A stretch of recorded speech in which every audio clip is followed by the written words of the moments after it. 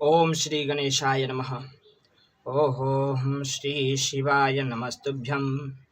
ओम मंदारमालाकुलितालिकाय कपालमालांगितशेखराय दिव्यांबराय च दिगंबराय नमः शिवाय च नमः शिवाय। ओम श्री शांब सदाशिवाय नमः। ओम श्री गणेशाय नमः। श्री शिव महापुराणे प्रथम विद्येश्वर संहितायाम अथ षष्ठो अध्याय। ब्रह्मा और विष्णु के भयंकर युद्ध को देखकर देवताओं का कैलाश शिखर पर गमन। श्री नंदिकेश्वर भगवान बोले, हे योगींद्र, प्राचीन काल में किसी समय शेषशाही भगवान विष्णु और अपनी पराशक्ति लक्ष्मी जी तथा अन्य पार्षदों से घिरे हुए शयन कर रहे थे। उसी समय ब्रह्मवेत्ताओं में श्रेष्ठ ब्रह्मा जी ने अपनी इच्छा से वहां आकर उन परम सुंदर कमल नेत्र विष्णु से पूछा, तुम कौन हो जो मुझे आया देखकर भी उद्धत पुरुष के समान सो रहे हो? हे वत्स, उठो और यहाँ अपने प्रभु मुझे देखो।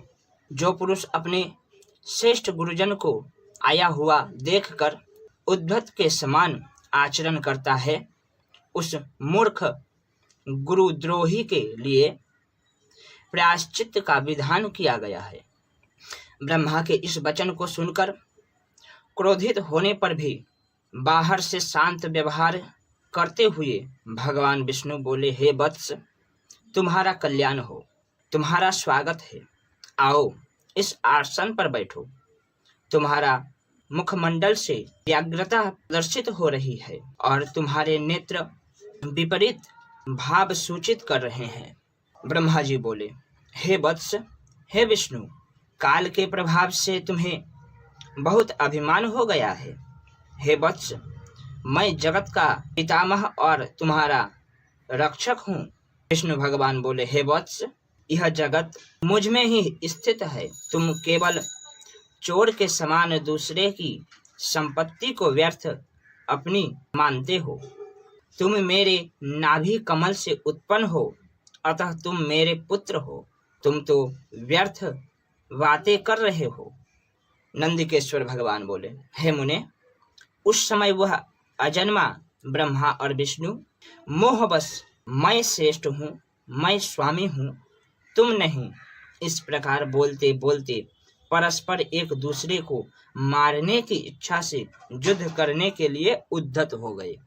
हंस और गरुड़ पर आरूढ़ होकर वह दोनों वीर ब्रह्मा और विष्णु युद्ध करने लगे। तब ब्रह्मा और विष्णु के गण भी परस्पर युद्ध करने लगे।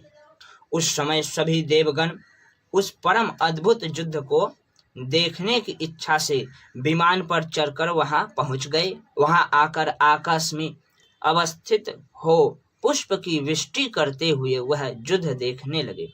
गरुड़ वाहन भगवान विष्णु ने क्रोध होकर ब्रह्मा के वक्षस्थल पर अपने अनेक प्रकार के असंख्य दुस्सह बाणों और अस्त्रों से प्रहार किया। तब विधाता भी क्रुद्ध होकर विष्णु के हृदय पर अग्नि के समान बाण और अनेक प्रकार के अस्त्रों को छोड़ने लगे। उस समय देवगण उन दोनों का वह अद्भुत युद्ध देखकर अतिशय व्याकुल हो गए और ब्रह्मा तथा विष्णु की प्रशंसा करने लगे। तत्पश्चात युद्ध में तत्पर महाज्ञानी विष्णु ने अतिशय क्रोध के साथ शांत हो दीर्घ निश्वास लेते हुए ब्रह्मा को लक्ष्य कर भयंकर महेश्वर अस्त्र का संधान किया। ब्रह्मा ने भी अतिशय क्रोध में आकर विष्णु के हृदय को लक्ष्य कर ब्रह्मांड को कंपित करते हुए भयंकर पाशुपत अस्त्र का प्रयोग किया। ब्रह्मा और विष्णु के सूर्य के समान हजारों मुख वाले अत्यंत उग्र तथा प्रचंड आंधी के समान भयंकर दोनों अस्त्र आकाश में प्रकट हो गए। इस प्रकार ब्रह्मा और विष्णु के आपस में भयंकर युद्ध होने लगे।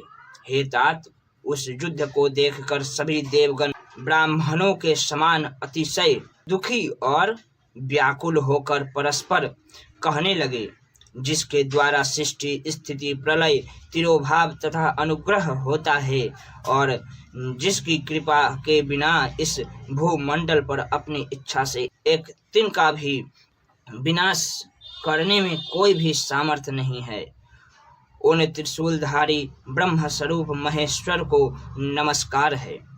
भयतीत देवतागण इस प्रकार सोचते हुए चंद्रशेखर महेश्वर जहाँ विराजमान थे, उस शिव स्थान कैलाश शिखर पर गए।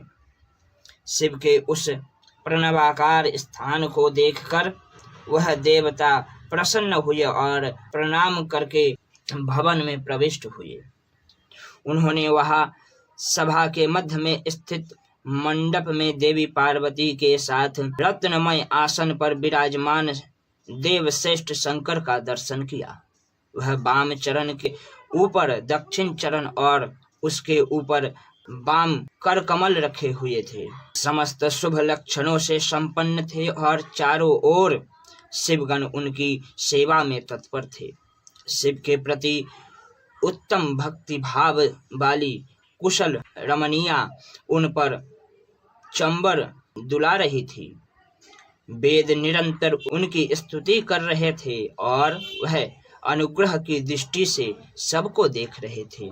हे वत्स, उन महेश्वर शिव को देखकर आनंदाश्रु से परिपूर्ण नेत्र वाले देवताओं ने दूर से ही उन्हें दंडवत प्रणाम किया। भगवान शंकर ने उन देवताओं को देखकर अपने गणों से उन्हें समीप बुलाया और देव शिरोमणि महादेव उन देवताओं को आनंदित करते हुए अर्थ गंभीर, मंगलमय तथा सुमधुर वचन कहने लगे। इस प्रकार श्री शिव महापुराण के अंतर्गत प्रथम विद्वेश्वर संहिता में देवताओं की कैलाश यात्रा का वर्णन नामक छठा अध्याय। ओम नमः शिवाय।